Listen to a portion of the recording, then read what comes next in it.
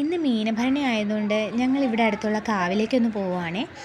Set സാരിയൊക്കെ ഉടുത്ത് കാവിൽ പോകാനാണ് എനിക്ക് എപ്പോഴും ഇഷ്ടം.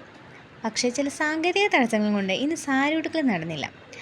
കുട്ടീസുകളെ ഞാൻ നന്നായിട്ട് ഒരുക്കിയിട്ടുണ്ട്. ജുബ്ബ ആദിക്കുട്ടീനെ ഇടിയിച്ചു, പട്ടുപാവാട അമ്മുക്കുട്ടീനെ ഇടിയിച്ചു. അങ്ങനെ ഞങ്ങൾ പോകാൻ റെഡിയായേക്കാം.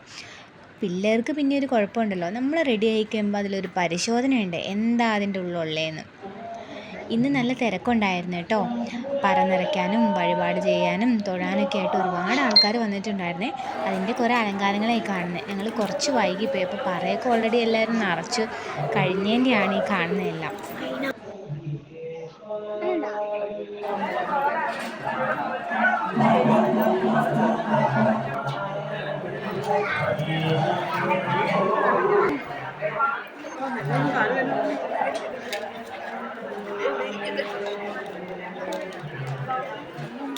തൊഴുത് കഴിഞ്ഞ് പ്രസാദോട്ടും കഴിഞ്ഞിട്ട് വേണം ഞങ്ങൾക്ക് പോകാനായിട്ട്. നല്ല ചൂടുള്ള സമയമായിരുന്നു കേട്ടോ. എന്നിട്ട് കൂടി നോക്കിക്കേ എന്തോരം ആൾക്കാരാണ് പ്രസാദം ഉണ്ണാനായിട്ടിരിക്കുന്നതെന്ന്. പ്രസാദോട്ടും കഴിഞ്ഞ് പായസമൊക്കെ കുടിച്ച് വീട്ടിലെത്തിയപ്പോഴത്തേക്ക് ആദ്യക്കൂട്ടം നല്ല ഉറക്കമായി. അപ്പോൾ അടുത്ത വീഡിയോ കാണാം. ടാറ്റാ.